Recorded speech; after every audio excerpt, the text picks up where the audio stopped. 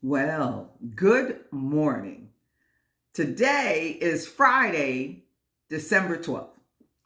And I was going to talk about the investigations. I know you're saying to yourselves, where has she been for 2 weeks? Well, I was gathering some material for the investigations. And one of the things that we talked about in the last video was reviewing the evidence and understanding the motivation and looking at determining the facts, why it happened. Was it a policy or procedure violation, or was it some kind of interpersonal situation? We needed to determine the facts. And oftentimes when we're in the middle of these type of investigations, if you're an employee in labor relations, you will get some people who some supervisors that feel like you're questioning their judgment or you're saying that they did something wrong. No, what we're trying to do is make sure that everything adds up. Because again, just because somebody reported it and you believe that one person doesn't mean that their motivation is right. Because in the case that we were reviewing, where the woman says she saw the guy coming in and out of the door, arriving late and leaving early, she wasn't even there for most of the Monday. She wasn't there for most of those Mondays. She was actually calling out sick on the Mondays after payday. So she's questionable. Then come to find out, when we spoke to her, she says that, okay, well, maybe it wasn't every day, but a lot of times. Well, that's not specific. And then when we reviewed the IT documentation, yeah, he was early or late a few times, but he was on a maxi flex schedule, which allowed him to come and go as long as he made up the time sometime within that pay period.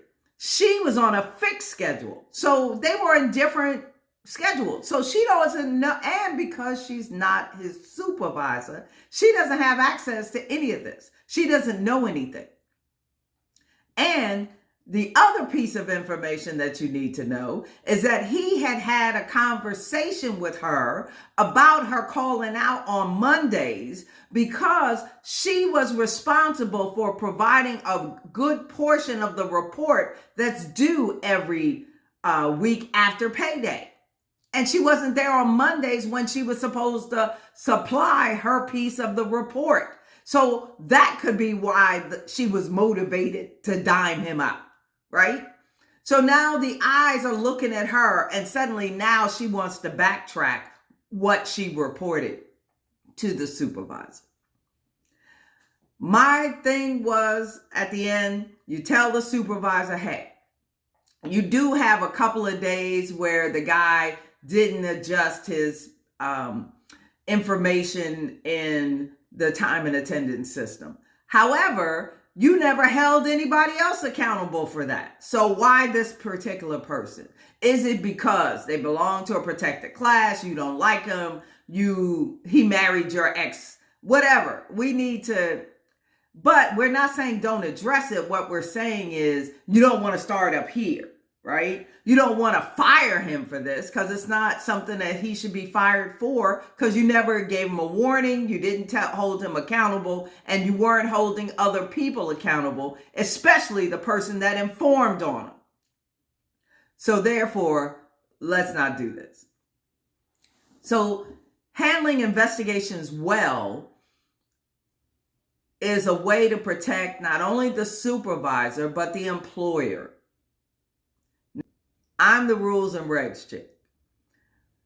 If you personally or your organization wants to have somebody come in and conduct investigations or train on investigations, reach out to me. Or if you want just to ask a question, reach out to me. My contact information is in the video, and feel free to reach out, because yeah, it's Sherm getting 11.5, but it could be anybody.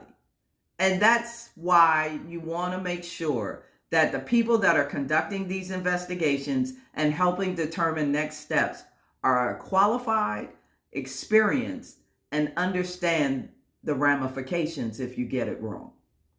I'm your Rules and Regs chick. Have a good weekend.